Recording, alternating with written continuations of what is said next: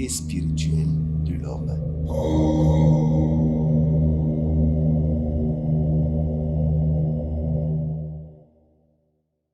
Mesdames, Messieurs, chers amis, téléspectateurs de Prime News TV Bénin, bonjour et bienvenue sur cette émission La Flamme de l'Irréel. Aujourd'hui, nous sommes intéressés par le thème l'Afrique doit-elle dépendre toujours des moyens de déplacement européens? Autrement dit, tous les moyens de déplacement que nous avons exploités jusque-là sont constitués ou basés sur le modèle européen, que ce soit les motos ou que ce soit les engins volants. Tous ces moyens de déplacement que nous exploitons aujourd'hui sont basés sur un modèle européen. Alors, déjà, par la petite histoire de nos ancêtres, il y a quand même des moyens de voyage que nos rois Béranzin, paix à son âme, ont utilisés pour transcender des frontières, pour ne jamais voyager à véhicule, peut-être ou à moto, mais sont allés très loin par la petite histoire.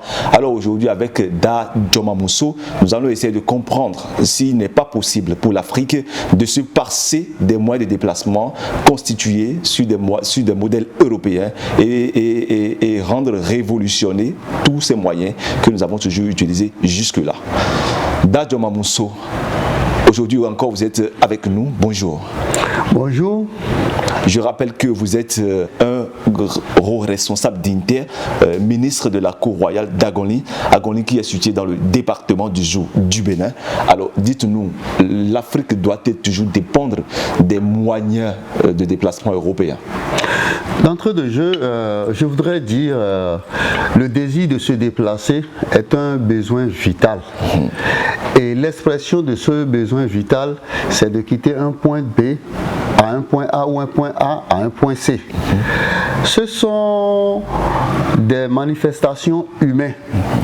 Aujourd'hui, le modèle de déplacement, les moyens de déplacement, les moyens de voyage, les moyens de transport que nous exploitons aujourd'hui, effectivement, sont sous le modèle européen.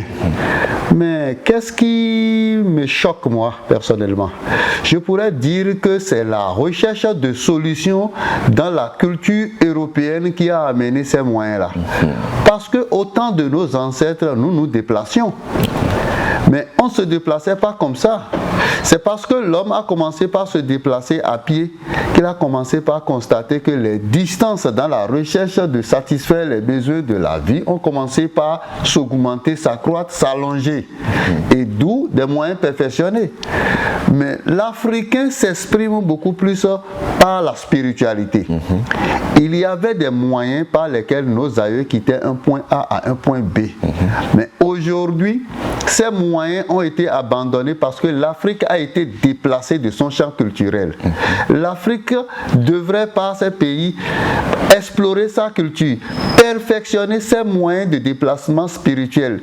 Si un jour les Africains arrivaient à perfectionner leurs moyens de déplacement spirituel pour quitter un point A à un point B ou bien quitter le Bénin pour aller en France, vous comprenez avec moi que le visa n'aurait plus de sens. Vous comprenez avec moi que l'avion n'aurait plus de sens. Et si l'avion n'a plus de sens, c'est que le pétrole n'aurait plus de sens. Ça ne serait plus un enjeu de guerre. De la même manière, les technologies européennes vont s'effondrer. Il revient aux Africains de perfectionner leur culture, d'explorer leur culture pour y découvrir les inventions qui s'y sont cachées. Et lorsque ces inventions seront découvertes dans la culture des Africains, un nouvel ordre du monde serait rétabli. Où vous allez constater peut-être que ce sont nos recettes qui nous ont aidés à nous déplacer d'un point A à un point B, qui vont constituer ou bien qui vont remplacer le pétrole, qui vont remplacer l'or, qui vont remplacer le diamant. Parce que dans notre culture, il y a des ingrédients qu'on peut utiliser pour fabriquer des talismans, pour fabriquer des gris-gris. D'accord. Mais lorsque les Occidentaux, les Européens sont arrivés, nous coloniser, nous exploiter, dans l'incapacité de communiquer avec ces divinités-là, ils se sont dit, mais il faut déplacer ces gens carrément de leur divinité. La preuve, lorsque vous regardez aujourd'hui dans nos pharmacies, 99% de tous les produits qui se trouvent dans nos pharmacies viennent de l'Asie, de l'Europe ou de l'Occident. Bien sûr. Alors que nos parents avaient existé.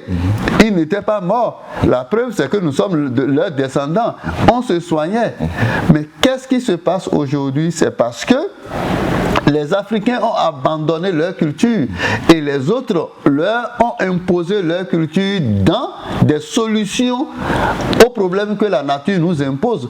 Lorsque se déplacer d'un point A à un point B, d'accord, en 30 secondes, on faisait des milliers de kilomètres et aujourd'hui, l'Africain n'exploite plus parce que l'Africain en 10 secondes pouvait quitter un point A à un point B. Mais nos ancêtres qui disposaient de ces recettes-là, étant incapables d'explorer et de prendre connaissance de ces retraites, on les a bannis, on les a supprimés et on nous a imposé ce que nous voyons aujourd'hui.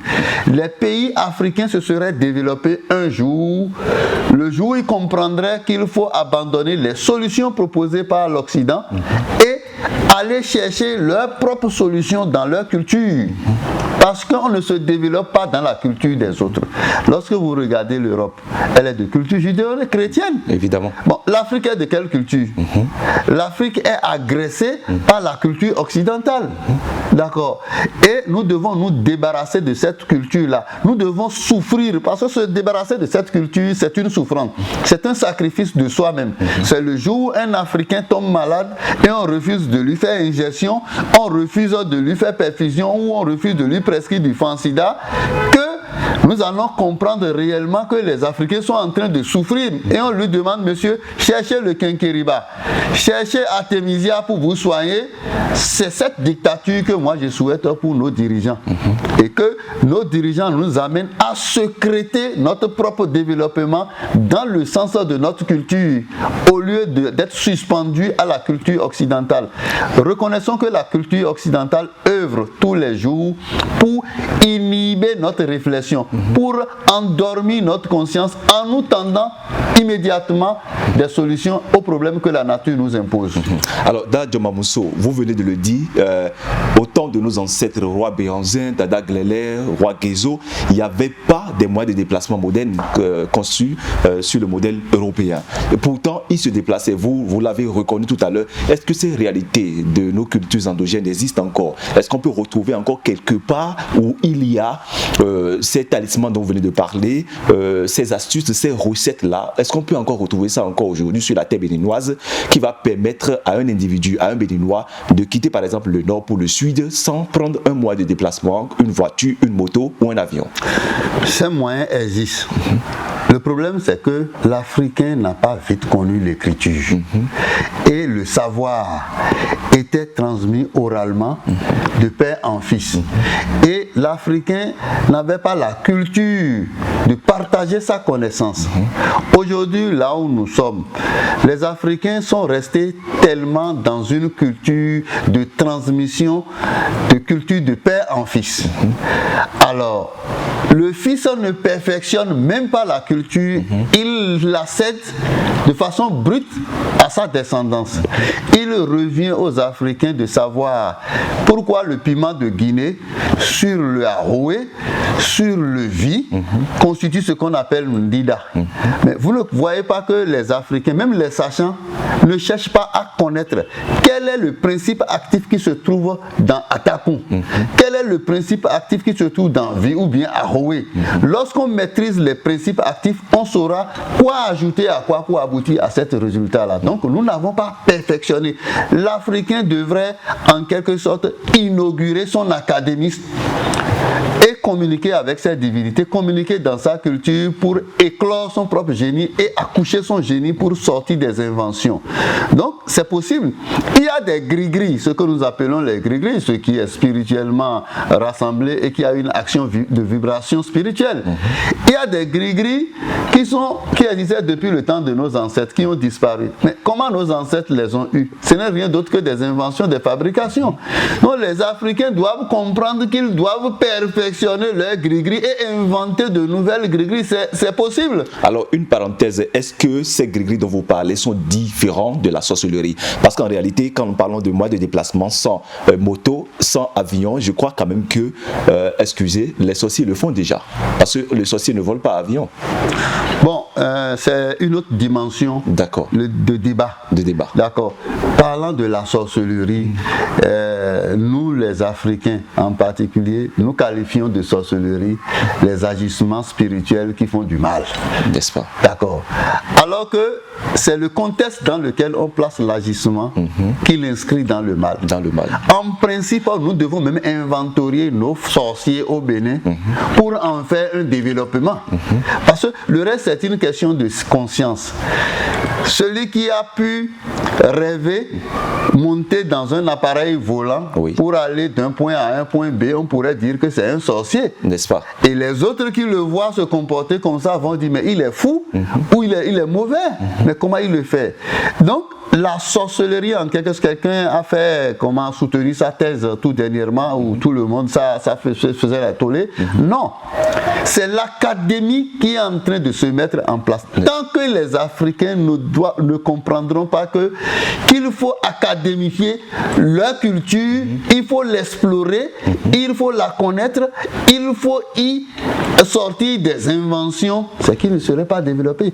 La sorcellerie est une bonne chose, je pourrais dire, est quelque chose de très précieuse qu'il faut étudier, qu'il faut maîtriser pour comprendre comment ça s'exprime. Parce que l'Africain s'est constitué depuis des décennies à consommer du quinquériba pour traiter le paludisme, mais ne connaît jamais le principe actif qu'il y a à l'intérieur du quinquériba. Est-ce que les gens se volent réellement d'un point A à un point B? Point d'interrogation. Nous qui sommes des sachants, nous savons un peu ce qui est là. D'accord. Mais ce qui est là, tout le monde ne peut pas le connaître parce qu'il faut se mettre dans un degré de vibration spirituelle pour pouvoir transcender et le comprendre. Donc, les gens voient la sorcellerie de façon... Et les gens caricaturent la sorcellerie, en réalité. Ce que nous appelons la sorcellerie, c'est déjà la science physique, les sciences mathématiques, les sciences biologiques. D'accord. Il revient aux Africains de laisser la sorcellerie occidentale, européenne, pour explorer leur propre sorcellerie. Ils vont comprendre que à travers leur sorcellerie se cachent des capacités, des vibrations, des densités spirituelles qu'ils pourront, comment on appelle, perfectionner pour faire des inventions. Parce que celui qui trouve un cadenas, qui dit que bon, ce cadenas-là, ou bien cette bague-là, on la porte à la main, on ne tombe pas enceinte, mais c'est pas la même chose que ce qu'on appelle, comment on appelle les contraceptifs. Mais lorsque les gens découvrent quelque chose comme ça en Europe, on dit, j'ai fait une invention, on le met dans la pharmacie. Mais combien de nos bagues que vous voyez là se trouvent à la pharmacie? Ça se trouve pas à la pharmacie parce que nous-mêmes, nous n'explorons pas notre culture. Et même celui qui a fabriqué la bague ne peut pas expliquer à l'échelle atomique, moléculaire, les constituants qui ont pu exprimer cette vibration-là.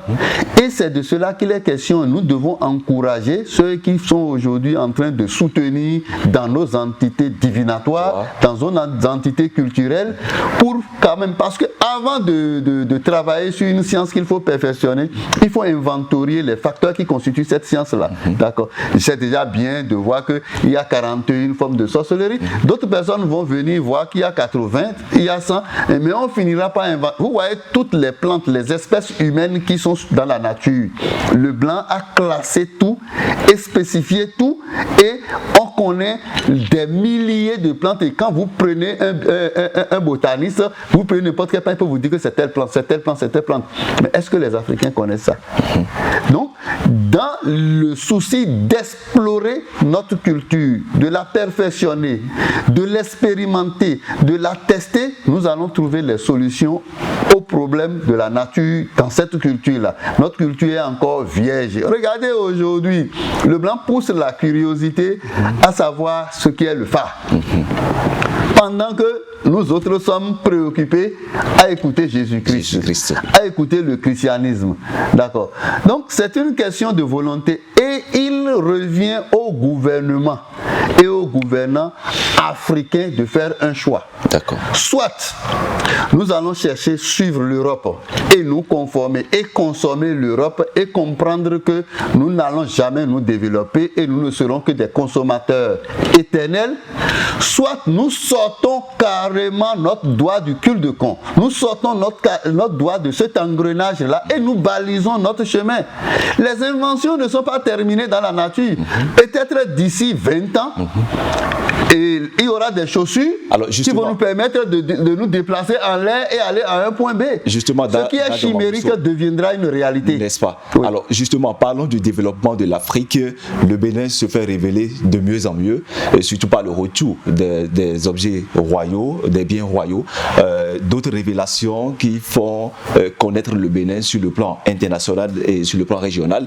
Alors est-ce que vous ne pensez pas, de par votre expérience dans nos cultures endogènes, que le Bénin pouvait encore étonner le monde en ayant ou en inventant un moyen de déplacement qui contourne tous les moyens de déplacement que nous connaissons déjà?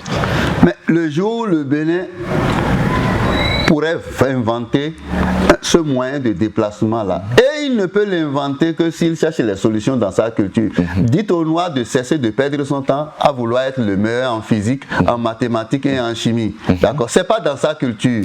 Ce en quoi on est inné, d'accord? On est beaucoup plus vibratile dans ça.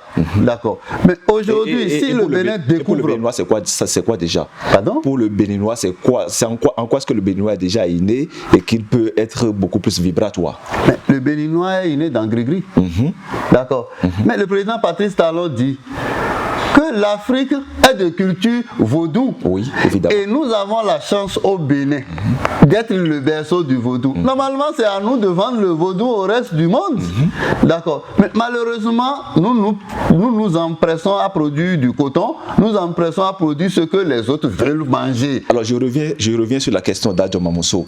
Est-ce que, parlant justement de la capacité du Bénin à vendre le vaudou au monde entier, est-ce qu'aujourd'hui, nos vaudous au Bénin nous donnent la possibilité d'aller à ce sujet-là, d'aller à cette invention de moyens de déplacement? Pour répondre à votre question, je vais vous dire que moi, je travaille dans la promotion des valeurs culturelles et endogènes. D'accord. Tout dernièrement, j'ai sorti un talisman qu'on appelle Akpakan. Où, quand vous portez ça, on vous pointe avec les âmes blanches, ça ne rentre pas dans notre organisme. Mais est-ce que le Bénin ne peut pas comprendre que si j'adresse un courrier au ministère de l'Intérieur pour leur dire, bon, il y a Akpakan et tous les gendarmes doivent porter ça, tous les policiers doivent porter ça. Si on doit prendre Akpakan qui est à 15 000 francs, à tous les policiers, à tous les gendarmes, à tous les militaires, mais regardez ce que je suis devenu. Évidemment. Bon, maintenant la solution est là, mais on a choisi peut-être aller acheter gilet pare-balles. Mais qu'est-ce que vous voulez? Alors, non, nous souffrons du sous-développement par nous-mêmes. Nous allons nous développer le jour où nous réussissons à vendre Akpakan à l'armée américaine. Mais nous ne nous développons pas et nous appauvrissons le jour où nous nourrissons le désir d'aller acheter Kalachnikov. D'accord. Alors que il y a des gris-gris qu'on peut envoyer à quelqu'un, alors que tout de suite nous devons travailler dans le sens que si on veut arrêter un voleur, il faut d'abord chercher à voir s'il n'a pas porté Akpakan. Il faut lui enlever ça. Je constate que vous êtes un ambitieux du développement et ça m'intéresse de vous poser la question, est-ce que de par votre position et votre capacité, parce que vous avez dit tout à l'heure, vous avez déjà inventé ce qu'on peut appeler gilet pare-balles béninois qui pourrait coûter moins cher pour nos forces de sécurité, est-ce que vous n'envisagez pas créer un jour un moyen de déplacement, parce que c'est de ça qu'il est question, est-ce que vous n'envisagez pas de par vos capacités spirituelles créer un moyen de déplacement qui contourne tout ce dont nous sommes en train de parler aujourd'hui? Bon, moi je n'ai pas l'envie d'être mal vu ou d'être maltraité. D'accord. Moi je quitte déjà un point A pour un point B spirituel. Vous-même. D'accord. Et physiquement. D'accord. Ce que je peux en faire, je suis en train d'en faire. J'en fais des expériences. D'accord. Mais quand on le fait, est-ce que c'est dans un puits on va tomber? Quand est-ce qu'on va tomber dans un puits? Quand est-ce qu'on va tomber dans l'endroit idéal qu'on cherche là? C'est ça que je perfectionne. D'accord. Parce que parfois, c'est que tu vas tomber là où tu ne peux pas tomber. D'accord. Mais les avions que les Blancs ont fabriqués au début, mais quand ils quittent ici, ils vont tomber dans la mer ou ils tombent quelque part. Évidemment. Mais c'est de jour en jour, on perfectionne. Et je travaille en tant que chercheur. ailleurs, dans le domaine de l'endogénéité, dans le domaine de la pratique. Je travaille dans ce sens-là pour explorer cette découverte-là. Il y a des trucs, par exemple, qu'on fait avec le chat noir. D'accord. Le chat noir est rare. Le jour où nous allons comprendre qu'avec le chat noir, il y a des ingrédients qui sont dedans et quand on fabrique ces ingrédients, on peut aller aux États-Unis, le chat noir va devenir plus cher que le diamant, que l'or. D'accord. Donc, ajoutons de valeur.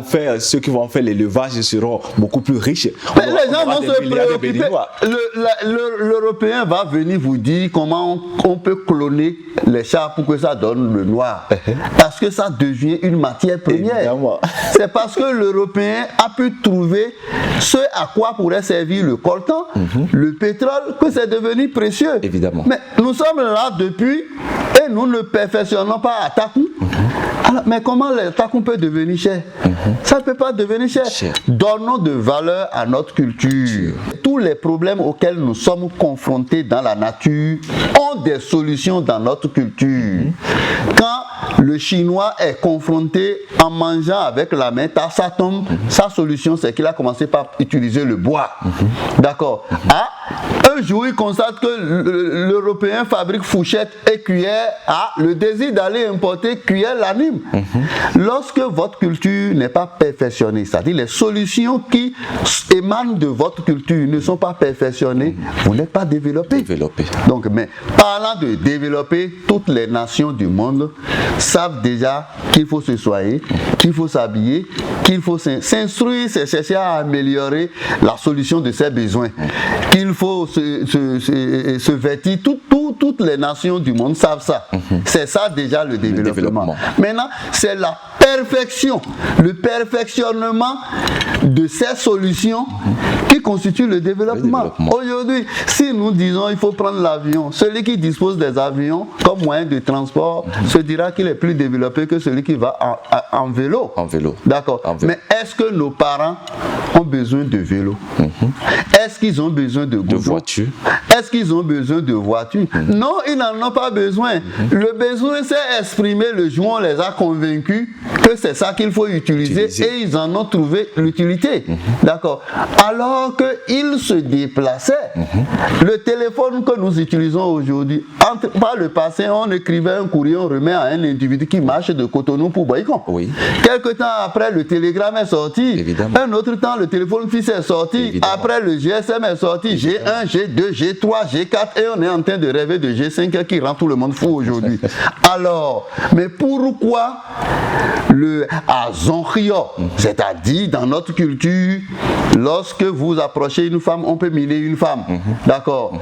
Et il y a des talismans qu'on peut utiliser pour se protéger, pour ne pas être miné. Mais ce talisman-là est resté à l'étape embryonnaire tel que nos parents nous l'ont laissé jusqu'à ce jour. Mais nous devons comprendre que nous devons perfectionner ça. Aujourd'hui, quand on parle d'excision, l'excision c'est dans notre culture. Dans certaines contrées du Bénin, l'excision est dans notre culture. Mais quand le blanc vient dire abandonner l'excision et vous abandonnez simplement, non, mais essayez de perfectionner votre excision parce que c'est dans votre culture. D'accord? Quand vous allez demander au Peul d'abandonner son bâton, mais c'est dans sa culture, essayez, le Peul doit réfléchir et fabriquer des bâtons ou des cannes beaucoup plus perfectionnés et conserver sa culture. Peut-être qu'un jour au Bénin, tout le monde trouverait l'importance de garder le bâton du Peul. D'accord. Donc, votre identité culturelle est chère et lorsque vous êtes déplacé de votre champ culturel, n'attendez aucun développement. Le développement aujourd'hui pour les pays africains consiste en quoi?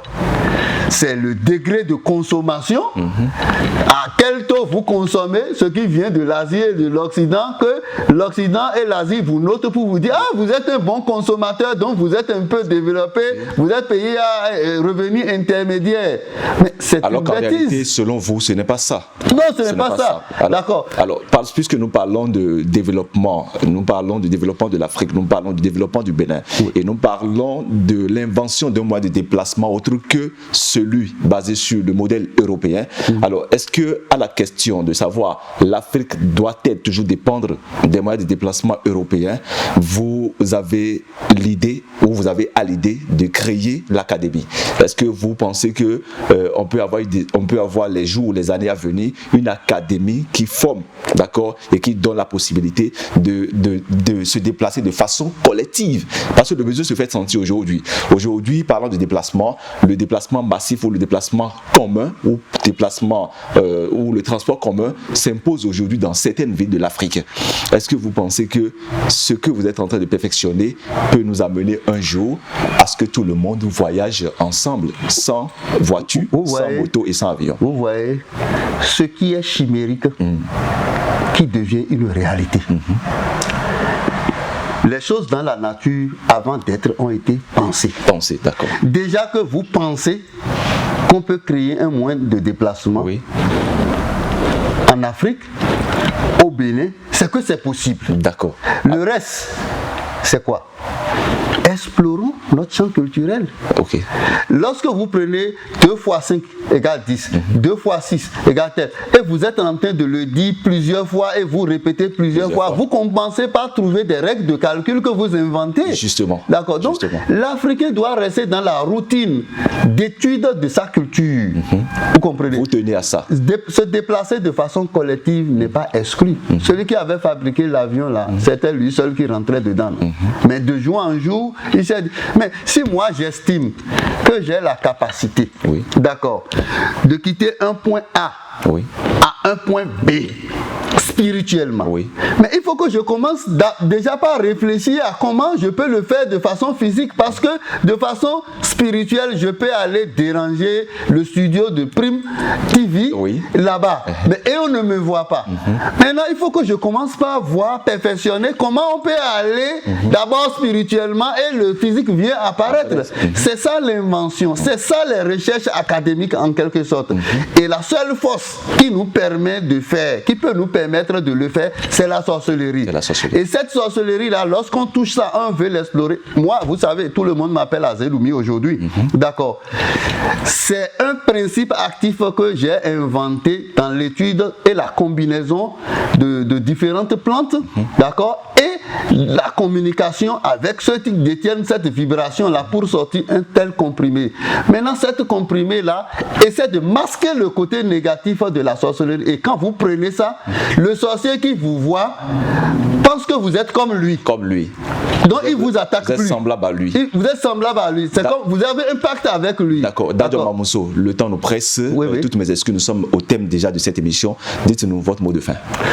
Mon mot de fin, c'est qu'il revient aux pays africains de choisir leur modèle de développement. Et de déplacement. De déplacement.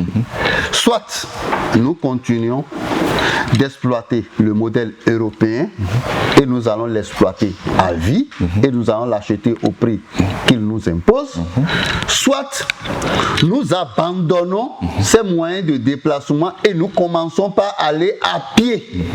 Et dans la douleur, la difficulté, les problèmes d'aller à pied, nous allons commencer par sécréter notre moyen de déplacement. C'est ça. Quand on coupe un arbre, vous voyez que l'arbre commence par régénérer des fleurs. Mais cette souffrance-là, elle est nécessaire, un peu comme aujourd'hui, nous sommes en train de chercher à nous conformer aux normes européennes, occidentales, asiatiques, et nous appelons ça développement, et nous souffrons pour le faire. On aurait pu souffrir à l'abandonner, à chercher définitivement les solutions dans nos problèmes. Qui vous dit qu'on n'aurait pas le meilleur moyen de déplacement au monde et les restes du monde vont venir le prendre chez nous? Eh bien, Dadjo Mamousso, merci de nous avoir permis de comprendre davantage que l'Afrique peut aujourd'hui se déplacer en se passant des moyens de déplacement basés sur le modèle européen. Je crois en vous, vous l'avez dit tout à l'heure, vous avez à vous seul la capacité de vous déplacer aujourd'hui et ça reste à perfectionner. J'en appelle à l'esprit de la perfection parce que je crois aussi que nous avons la possibilité d'y arriver. Chers amis téléspectateurs de Prime TV Bénin, aujourd'hui à la question de savoir si l'Afrique doit-elle toujours dépendre des moyens de déplacement basés sur le modèle européen, la réponse elle est non. Non, la spiritualité béninoise aujourd'hui nous permet de dire que nous avons la possibilité de nous déplacer sans prendre de l'avion, sans prendre de voiture et sans prendre de moto. Merci de nous avoir suivis. Portez-vous bien et à bientôt.